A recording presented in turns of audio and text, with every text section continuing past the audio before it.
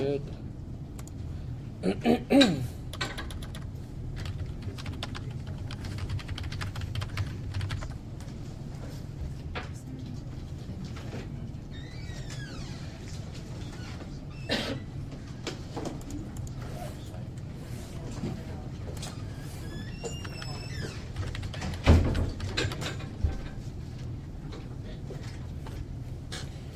There was apparently some kind of power fail today, or yesterday. 5 of the nuclear missile site lost communication.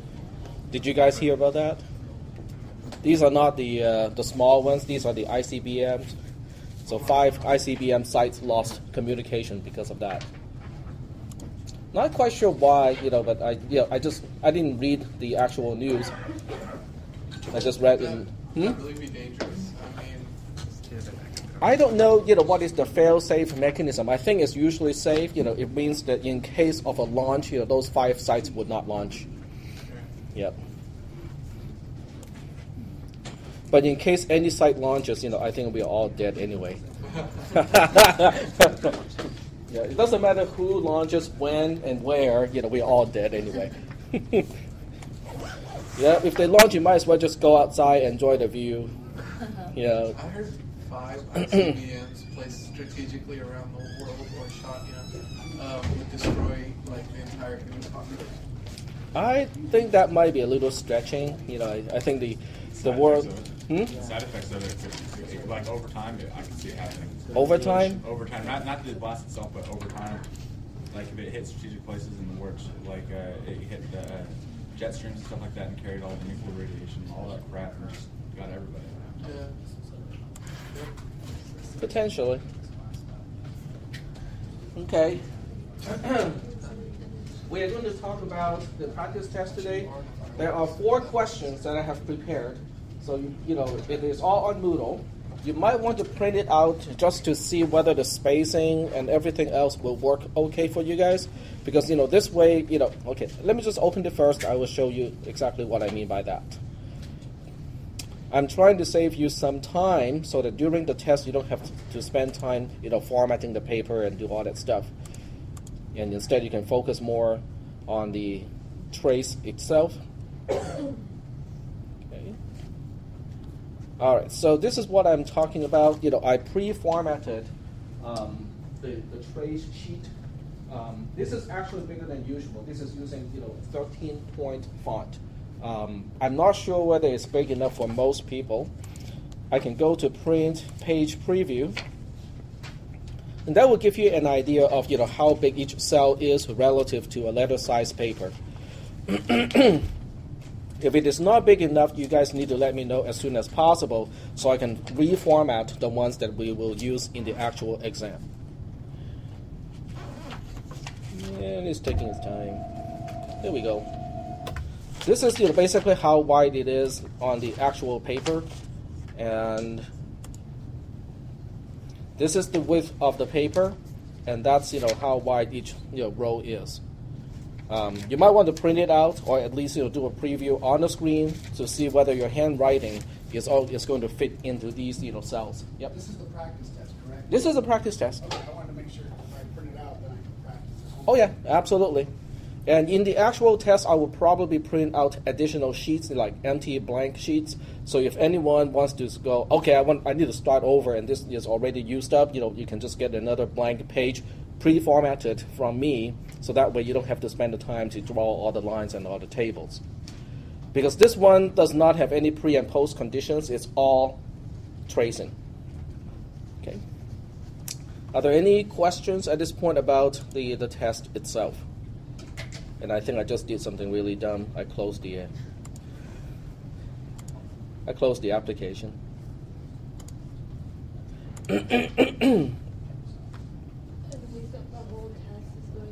Yes, all 80 minutes will be for the test. And that's next Wednesday, 1 week from today. All right. And it's all tracing, right? It is all going to be tracing. Yep. All right. So let's go ahead and take a look at the first question. The pseudocode will also be a part of the test. It will be printed on a piece of paper. So I don't want to staple everything ahead of time, so this way you can put the question on one side and then answer on the other side. I will bring my personal stapler this time, so I will be able to staple everything at the end of the test instead of having to fold it and put it into the container. All right, this is the first question. The first question has, they will all have loops, they will all have arrays. It's just, exercising different aspects of using arrays in an algorithm. This is the first question. The first question, if you analyze the code line by line, there should be no big surprises. Although, I thought I missed one close parenthesis. As it turns out, I did not. Okay, so that's actually still correct. The first line should not be a big surprise. We are just initializing I to 0. The second line looks a little bit complicated because it has bar a bar and then a whole bunch of stuff inside of a floor function. What you need to do is to evaluate it step by step. Start from the innermost part of it. In other words, start with, I'm going to have to, might as well save it first because I have to save it for this class anyway. I think you did move the close parentheses on line 2. 3 opens and only 2 close. Actually, there's one more close. It's just not obvious. It is there. So let me save. There we go. See, there are 3 open. 1, 2, 3, and there are 3 closest to 1, 2, 3. You're right. Yeah. So they're just nested. Not in the obvious way. Okay. So what we need to do in this case is to take the number of elements in array A, subtract 1 from that, and then we divide the whole thing by 2, and then we take the floor of that thing, and that becomes the number that I compare to I. And inside the code here, we have T gets A bracket I gets, well, it looks kind of complicated, but it really is not too bad. This part here is saying bar A bar, which is the number of elements in A, which is a number, minus 1, which is another number, minus the value of I, which is yet another number. They are all integers, which means the end result is yet another integer. And as long as that integer is within the proper range, it can be used as an index array. And then the line 5 is about the same thing, except this time I changed the array element and move or copy the value of T into it. And then we have I gets I plus 1 at the very end so that we can move on. Without the I gets I plus 1, this will become an infinite loop because it's just not going to stop. That's it. That's the entire pseudocode. I will try not to give you guys excessively large arrays, but it will still has to be large enough to make it a good question. So here we have the second sheet as a trace.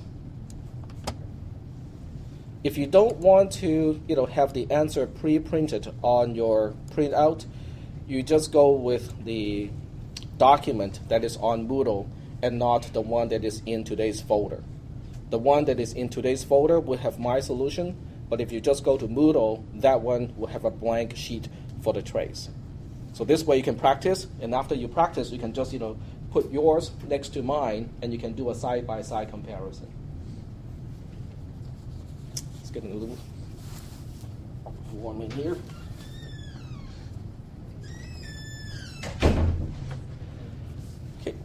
Okay, are we ready? Yep, go ahead. Aren't you missing the variable T? Am I missing? Variable T is against A bracket I. Variable T. You're right. I'm missing the variable T as a column. Thank you. Very good.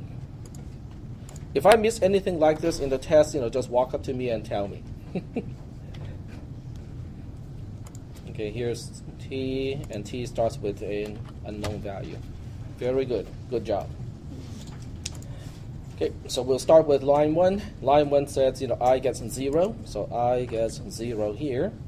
Line 2 evaluates the conditions. We have to use the comments column to indicate whether that condition is true or not.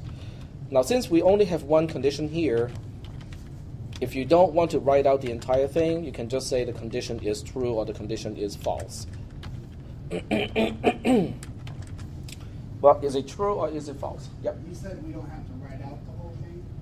Do you mean like when we actually do the test, we won't have, you're saying we don't have to write it out, we can just write true or false in it? Is that what you're saying? You have to write enough so I know which condition you're talking about. In this case, you have to indicate, I is less than the floor of blah, blah, blah, use, dot, dot, dot, ellipsis, and then close it. That way I know that you're referring to that particular condition. Can we also write like I is less than floor, the whole thing out, and then write that as condition 1? Yes, that's fine. Yep, you can use an abbreviation as long as you have a key and refer to it. That's fine. Since you have the entire printout, you can use a little label on the question itself and mark it as, this is condition bubble 1, and then you can refer to bubble 1, in your trace, and that tells me which condition you're talking about. But in this, in the trace that I'm doing here, I will just spell it out entirely because it's really a lot more clear to spell it out. Okay, is it true or is it false? What is bar A bar in this case? 4. Bar A bar is 4. 4 minus 1 is 3. 3 divided by 2 is 1. Okay, so it's I less than 1 at this point. Yes. Okay, I is less than 1, so the condition is true. We go into the loop here. We go to line 3. What does line 3 do? Line 3, the right-hand side of line 3, which is an assignment statement, is A bracket I. I has a value of 0. So the right-hand side is actually referring to A bracket 0, which has a value of 4. We use that to update T. T now has a value of 4. Then we go to line 4. Line 4 looks kind of nasty, but if you just do it step by step, it's not really too bad. Bar A bar is 4. 4 minus 1 is 3. I is 0. 3 minus 0 is 3. In other words, the right-hand side of line 4 refers to A bracket 3. A bracket 3 is column H here. It has a value of 3. What are we doing with the value of 3? Yep, we use it to update A bracket 0. So A bracket 0 will now be updated as 3. Then we move on to line 5. Line 5 is copying T to A bracket bar A bar minus 1 minus I, which is identical to the line before. So it is referring to A bracket 3. So A bracket 3 is here. So that means column H is now updated to a value of 4 because T has a value of 4 at this point. And then we go to line 6. Line 6 adds 1 to I. I becomes 1. Then we go back to line 2 again. Line 2 is it true or is it false? This time it is false because I is 1 already. 1 is less than 1 is false, and we're done. So the trace is not long at all, okay? And don't try to guess what the algorithm is trying to accomplish. Just follow the algorithm itself. Because if you try to guess what the algorithm is doing, then you're trying to add some interpretation to the pseudocode that is given to you, which means your trace may or may not be just following the logic of the code. Can anyone tell me what these 3 lines are doing? Can anyone tell me what line 3 to line 5 are doing collectively? It's exchanging the values between 2 elements in the array. That's all it's doing. Okay. Now we may not have talked about specifically how to swap the values of 2 variables, but it doesn't contain any concept